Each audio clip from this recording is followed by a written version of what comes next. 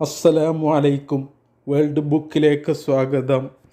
കഴിഞ്ഞ ഭാഗത്ത് സൈപ്രസുകാരുമായി മുആവിയ റളിയല്ലാഹു അൻഹുവിൻ്റെ ഇമാറാത്ത് ഉടമ്പടിയിൽ എത്തിച്ചേർന്നത് നമ്മൾ കണ്ടു.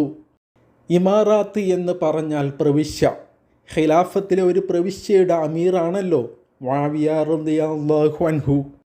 ഏതായാലും ഈ ഉടമ്പടിക്കു ശേഷം 4 വർഷം സൈപ്രസിൽ കാര്യങ്ങൾ സമാധാനത്തോടെ തന്നെ നീങ്ങി. എന്നാൽ ഈ ഒരു തിരിച്ചടി പുറത്ത് അടങ്ങിയിരിക്കാൻ ബൈസാൻഡിനുകൾ ഒരുക്കമായിരുന്നില്ല. അവർ ഷാം സൈപ്രസ് ബന്ധം തകർക്കാൻ അണിയറയിൽ കോപ്പുകൂട്ടുന്നുണ്ടായിരുന്നു. അവരെ സംബന്ധിച്ച് ഖിലാഫത്തിൻ്റെ സമുദ്രാതിർത്തികളിൽ തങ്ങളുടെ അധീശത്വം തിരിച്ചു കൊണ്ടുവരാൻ സൈപ്രസിൻ്റെ നിയന്ത്രണം കൂടിയേ തീരുമായിരുന്നുള്ളൂ. അങ്ങനെ അവർ ധാരാളം വാഗ്ദാനങ്ങൾ നൽകി സൈപ്രസുകാരെ പ്രലോഭിപ്പിച്ചു. ദ്വീപ് നിവാസികളെ സംബന്ധിച്ച് ഖിലാഫത്തിനോടോ ബൈസാൻഡിനുകളോടോ പ്രത്യേക അനുഭാവമൊന്നും ഉണ്ടായിരുന്നില്ല. തങ്ങളുടെ നിലനിൽപ്പ് മാത്രമായിരുന്നു അവരുടെ മുന്നിലുള്ള പ്രശ്നം. സ്വാഭാവികമായും ബൈസാൻഡിൻ മോഹന വാഗ്ദാനങ്ങളിൽ സൈപ്രസുകാർ വശംവദരായി. പോരാത്തതിന് മുസ്ലിങ്ങളുടെ ഉടമ്പടി ഉണ്ടാക്കി പോയതല്ലാതെ ദ്വീപിൽ സൈന്യത്തെയൊന്നും വിന്യസിച്ചിട്ടുണ്ടായിരുന്നില്ല. ഈ ഒരു സാഹചര്യത്തിൽ സൈപ്രസുകാർ ഇമാറാത്തുമായുള്ള ഉടമ്പടി പൊളിച്ച് റോമൻ പക്ഷത്തേക്ക് കൂറുമാറുകയുണ്ടായി. മുസ്ലിങ്ങൾക്കെതിരെ പോരാടാൻ അവർ റോമക്കാർക്ക് കപ്പലുകൾ വിട്ടുകൊടുത്തു. ഇതറിഞ്ഞ അമീർ മുആവിയ റളിയല്ലാഹു അൻഹു ശക്തമായ ഒരു സൈന്യവുമായി സൈപ്രസിലേക്ക് തിരിച്ചു. ഒരു നിലക്കും ശത്രു രക്ഷപ്പെടാതിരിക്കാൻ 2 ഭാഗത്തു നിന്നാണ് ഇമാറാത്ത് സൈന്യം പോർമുഖം തുറന്നത്. ഒരു ഭാഗത്തു നിന്ന് മുആവിയ റളിയല്ലാഹു അൻഹുവിൻ്റെ നേതൃത്വത്തിലും മറ്റേ ഭാഗത്തു നിന്ന് അബ്ദുല്ലാഹി ഇബ്നു സർഫിൻ്റെ നേതൃത്വത്തിലും ഇമാറാത്ത് സൈന്യം സൈപ്രസ് ദ്വീപ് കടന്നാക്രമിച്ചു. നിവർത്തിയില്ലെന്ന് വന്നതോടെ സൈപ്രസുകാർ വീണ്ടും മുസ്ലിങ്ങളോട് സന്ധിക്ക് അഭ്യർത്ഥിച്ചു. മുആവിയ റളിയല്ലാഹു അൻഹു ഇത്തവണയും അവരോട് കാരുണ്യം കാട്ടി. പഴയ സന്ധിയിലെ വ്യവസ്ഥകൾ വച്ചു തന്നെ കരാർ പുതുക്കാനും തയ്യാറായി. ഇമാറാത്തിനെ സംബന്ധിച്ച് സൈപ്രസ് അടക്കി ഭരിക്കൽ ഒരു ലക്ഷ്യമായിരുന്നില്ല. ആദർശപ്രചരണം തടസ്സപ്പെടാതിരിക്കുക, റോമൻ ഭീഷണി ഇല്ലാതാക്കുക തുടങ്ങിയവ മാത്രമായിരുന്നു ഇമാറാത്തിൻ്റെ അജണ്ട. എങ്കിലും മുൻ അനുഭവത്തിൻ്റെ വെളിച്ചത്തിൽ ഒരു മുൻകരുതൽ നടപടി ഇത്തവണ മുആവിയ റളിയല്ലാഹു അൻഹു സ്വീകരിച്ചു. 12,000 വരുന്ന ഒരു സുരക്ഷാ സൈന്യത്തെ അദ്ദേഹം ദ്വീപിൽ വിന്യസിക്കുകയുണ്ടായി. മുസ്ലിം സേന തങ്ങളുടെ സംരക്ഷണ ചുമതല ഏറ്റെടുത്തത് ദ്വീപുകാർക്കും വലിയ ആശ്വാസമായി. യുദ്ധമുതലുകൾ ഓഹരി ചെയ്യാൻ മുആവിയ റളിയല്ലാഹു അൻഹു ഏൽപ്പിച്ചത് പ്രമുഖ സ്വഹാബി ഉബാദത്ത് ബിനു സ്വാമിത്ത് റളിയല്ലാഹു അൻഹുവിനെയാണ്. ആ ദൗത്യം അദ്ദേഹം നീതിപൂർവം തന്നെ നിർവഹിക്കുകയുമുണ്ടായി. അബൂ ഉമാമത്തുൽ ബാഹിലി റളിയല്ലാഹു അൻഹുവും അബൂദറിൽ ഗിഫാരി റളിയല്ലാഹു അൻഹുവുമാണ് അതിൽ അദ്ദേഹത്തെ സഹായിച്ചത്. ഈ അബൂദറിൽ ഗിഫാരി റളിയല്ലാഹു അൻഹു ഒരു പ്രത്യേക മനുഷ്യനായിരുന്നു. സൈപ്രസ് വിജയം മുസ്ലിം സൈന്യം ആഘോഷിക്കുന്ന വേളയിൽ ആ സ്വഹാബി വര്യൻ വാവിട്ടു കരയുകയായിരുന്നു. ഇതുകണ്ട് സഹയോദ്ധാക്കൾ അമ്പരന്നു. അബൂദർറെ, ഇന്ന് സന്തോഷിക്കേണ്ട ദിവസമല്ലേ, നമുക്കല്ലാഹു സുവിദിതമായ വിജയം സമ്മാനിച്ച ദിനം.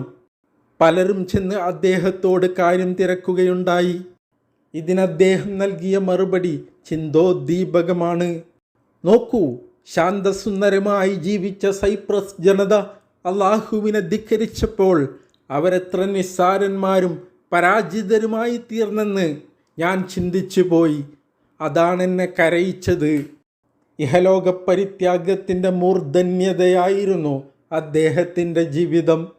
മക്കയ്ക്കും മദീനയ്ക്കും ഇടയിൽ സ്ഥിതി ചെയ്യുന്ന വാദ്ദാൻ പ്രദേശത്തെ ഗിഫാരി ഗോത്രത്തിലാണ് അബൂദർ റളിയല്ലാഹു അൻഹുവിൻ്റെ ജനനം.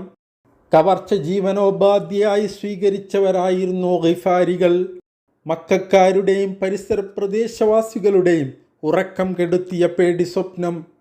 ഇസ്ലാമിലേക്ക് കടന്നു വരുന്നതിന് മുമ്പ് തന്നെ തൻ്റെ കൂട്ടരുടെ ഇത്തരം നടപടികളോട് അദ്ദേഹം വൈമനസ്യം വച്ചു പുലർത്തിയിരുന്നു. അങ്ങനെയിരിക്കെയാണ് മുഹമ്മദുൻ സല്ലല്ലാഹു അലൈഹി വസല്ലമ ദിവ്യബോധന ദൗത്യവുമായി മക്കയിൽ രംഗപ്രവേശനം ചെയ്യുന്നത്. ഇസ്ലാമിൻ്റെ മഹിതമായ ആദർശം കേൾക്കാനിടയായ അദ്ദേഹം അതിൽ ആകൃഷ്ടനായി സത്യമതം സ്വീകരിക്കുകയായിരുന്നു. തിന്മകളുടെ വിളനിലമായിരുന്ന തൻ്റെ സ്വന്തം നാടായ വാഗ്ദാൻ പ്രദേശം നന്മകളുടെ തുരുത്താക്കുന്നതിൽ അദ്ദേഹം വലിയ പങ്കു തന്നെ വഹിച്ചിട്ടുണ്ട്. ഒരിക്കൽ റസൂലുള്ളാഹി സ്വല്ലല്ലാഹു അലൈഹി വസല്ലമ അദ്ദേഹത്തോട് പറയുകയുണ്ടായി, മദീനയിലെ നിർമ്മാണ പ്രവർത്തനങ്ങൾ സൽഇലെത്തിയാൽ താങ്കൾ ഇവിടെ നിന്നു പോകണം. ഷാമിൻ്റെ ഭാഗത്തേക്കാണ് അവിടുന്ന് കൈ ചൂണ്ടിയത്. പിന്നെ അവിടുന്ന് തുടരുകയുണ്ടായി, നിങ്ങളുടെ അമീറുമാർ നിങ്ങളെ വിടുമെന്ന് തോന്നുന്നില്ല.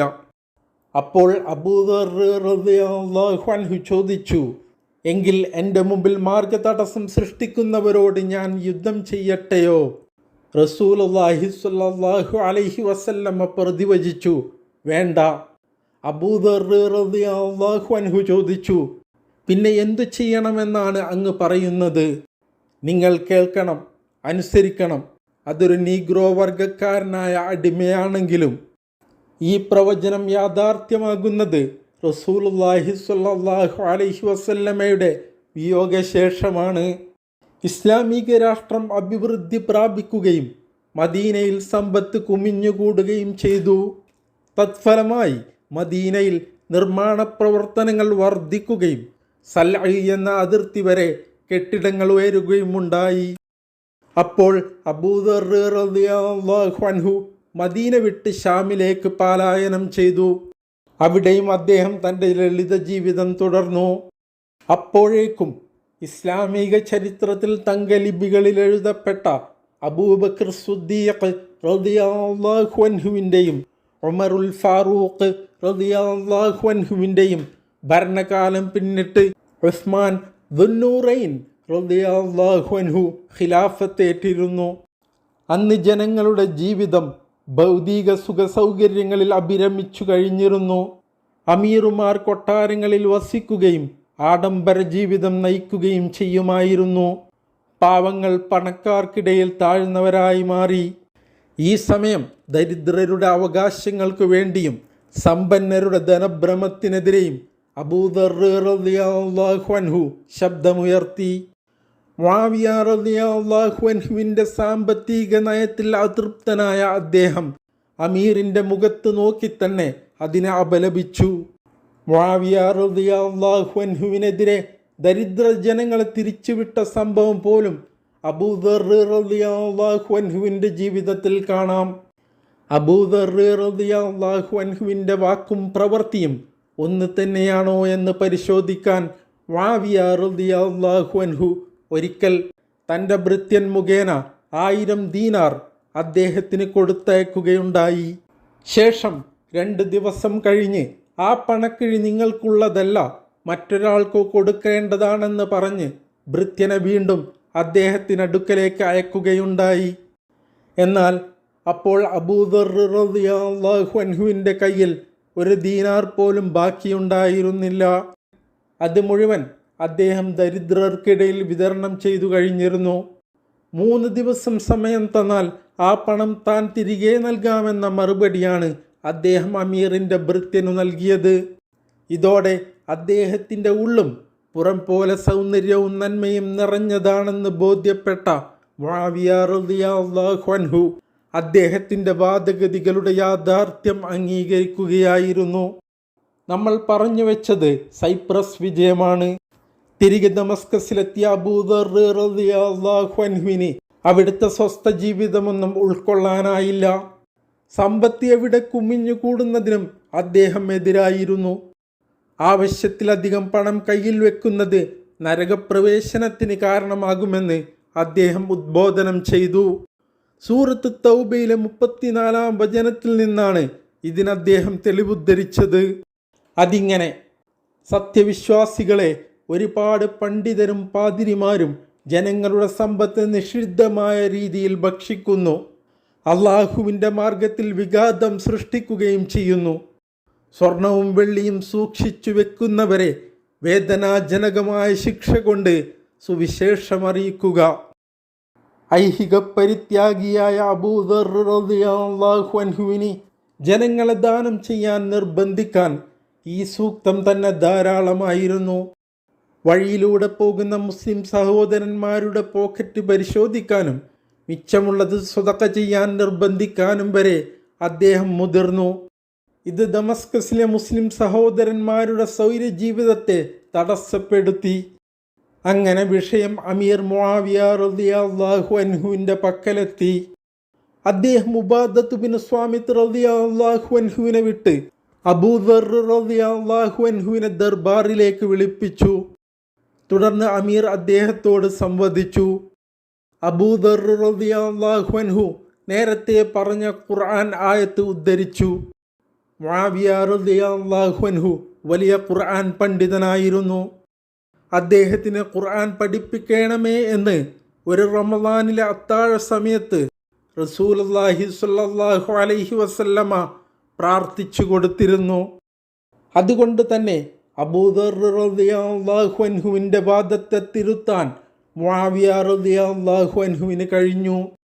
ആ സൂക്തം അവതരിച്ചത് ജൂതക്രൈസ്തവരെ കുറിച്ചാണെന്നും മുസ്ലിങ്ങളെ കുറിച്ചല്ലെന്നും മുആവിയ റളിയല്ലാഹു അൻഹു വിശദീകരിച്ചു.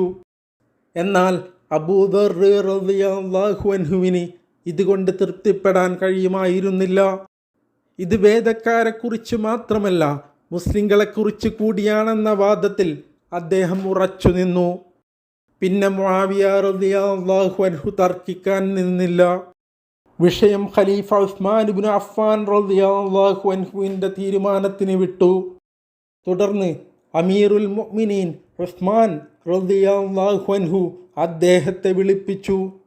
അങ്ങനെ അബൂദർ റളിയല്ലാഹു അൻഹു മദീനയിലേക്ക് പോയി. അദ്ദേഹത്തിൻ്റെ ആഗമന വിവരമറിഞ്ഞവർ മുഴുവൻ സ്ഥലത്ത് തടിച്ചുകൂടി.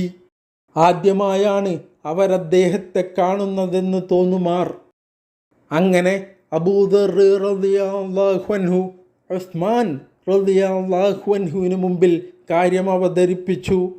ശേഷം ഉസ്മാൻ റളിയല്ലാഹു അൻഹു പറഞ്ഞു, താങ്കൾ ഉദ്ദേശിക്കുന്നുവെങ്കിൽ കുറച്ചപ്പുറത്തേക്ക് മാറി താമസിച്ചോളൂ.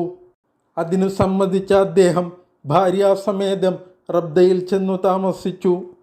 ശിഷ്ടകാലം റബ്ദയുടെ മൂകതയിൽ ദൈവീക സ്മരണയിലും പ്രാർത്ഥനയിലുമായി അദ്ദേഹം കഴിച്ചുകൂട്ടി. എന്നാൽ ഈ സംഭവം പിന്നീട് ഖലീഫ ഉസ്മാൻ റളിയല്ലാഹു അൻഹുവിനെതിരെയുള്ള ആയുധമായി ജൂതന്മാർ പ്രയോഗിക്കുകയായിരുന്നു.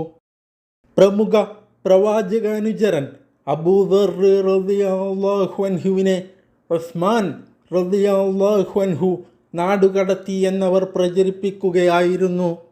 അത് തീർത്തും വാസ്തവവിരുദ്ധമാണ്. റബ്ദയിലേക്കുള്ള തൻ്റെ മാറിത്താമസം അബൂദർ റളിയല്ലാഹു അൻഹുവിൻ്റെ സ്വേഷ്ടപ്രകാരമായിരുന്നു. ഇതെല്ലാം തൻ്റെ നേതാവ് റസൂലുള്ളാഹി സ്വല്ലല്ലാഹു അലൈഹി വസല്ലമയുടെ പ്രവചനത്തിൻ്റെ പുലർച്ചെയാണു താനും. തബൂക്ക് യുദ്ധവേളയായിരുന്നു സന്ദർഭം. റസൂലുള്ളാഹി സ്വല്ലല്ലാഹു അലൈഹി വസല്ലമയ്ക്കൊപ്പം തുടക്കത്തിൽ അദ്ദേഹത്തിന് പോകാൻ കഴിഞ്ഞിരുന്നില്ല. അദ്ദേഹത്തിൻ്റെ ഒട്ടകം മെലിഞ്ഞതായതിനാൽ ദീർഘദൂരയാത്രയ്ക്ക് അത് പാകമായിരുന്നില്ല. അതിനാൽ 2-3 ദിവസം അന്നം കൊടുത്ത് ഒട്ടകത്തിൻ്റെ ആരോഗ്യം പുഷ്ടിപ്പെടുത്തി വേഗത്തിൽ സഞ്ചരിച്ച് റസൂലുള്ളാഹി സ്വല്ലല്ലാഹു അലൈഹി വസല്ലമയ്ക്കൊപ്പം എത്താം എന്നതായിരുന്നു അദ്ദേഹത്തിൻ്റെ പ്ലാൻ. എന്നാൽ തീറ്റ കൊടുത്തിട്ടൊന്നും ഒട്ടകത്തിൻ്റെ ആരോഗ്യനില വേണ്ടത്ര മെച്ചപ്പെട്ടില്ല. അതുകൊണ്ട് തന്നെ ഒട്ടകപ്പുറത്ത് യാത്ര തുടങ്ങിയെങ്കിലും അതിന് വേഗത കൈവരിക്കാൻ കഴിയാതിരുന്നതിനാൽ ഒട്ടകപ്പുറത്തു നിന്നിറങ്ങി ഭാണ്ഡം പുറത്തേറ്റി അതിവേഗം നടക്കുകയായിരുന്നു അദ്ദേഹം സഞ്ചരിച്ച് മുസ്ലിം സംഘത്തിനൊപ്പം എത്തുമ്പോൾ അവിടെ അവർ യാത്രയുടെ 1-ാം ഘട്ടം കഴിഞ്ഞ് വിശ്രമത്തിലായിരുന്നു. ആരോ വെയിലത്ത് പൊടി പറത്തിക്കൊണ്ട് ഏകാന്തപതികനായി ഭാണ്ഡം പേറി വരുന്നത് കണ്ടപ്പോൾ അനുചരന്മാർ ഇത് പ്രവാചകർ സ്വല്ലല്ലാഹു അലൈഹി വസല്ലമയെ അറിയിക്കുകയുണ്ടായി. അന്നേരം അവിടുന്ന് പറഞ്ഞു, അത് അബൂദർ ആവും. ആഗതനടുത്തെത്തിയപ്പോൾ അവർ വിളിച്ചു പറഞ്ഞു, അതേ റസൂലേ, അബൂദർ തന്നെ. അപ്പോൾ അവിടുന്നിൻ്റെ പ്രതിവചനം ഇങ്ങനെയായിരുന്നു: അദ്ദേഹം ഏകാന്തനായി നടക്കുന്നു, ഇനി ഏകാന്തനായി തന്നെ ജീവിക്കും, ഏകാന്തനായി മരിക്കുകയും ചെയ്യും. അബൂദർ റളിയല്ലാഹു അൻഹു തൻ്റെ മരണാസന്ന വേളയിൽ പരിചരിക്കാൻ ആളില്ലാതെ വിഷമിച്ചിരിക്കുകയായിരുന്ന ഭാര്യയോട് പുറത്തുപോയി വല്ല യാത്രാസംഘവും വരുന്നുണ്ടോ എന്ന് നോക്കുവാൻ കൽപ്പിക്കുകയുണ്ടായി.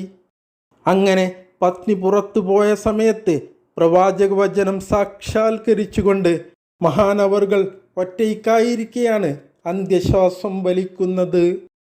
അപ്പോൾ എല്ലാവരും ദുആയിൽ ഉൾപ്പെടുത്തണമെന്ന അഭ്യർത്ഥനയോടെ അസ്സലാമു അലൈക്കും.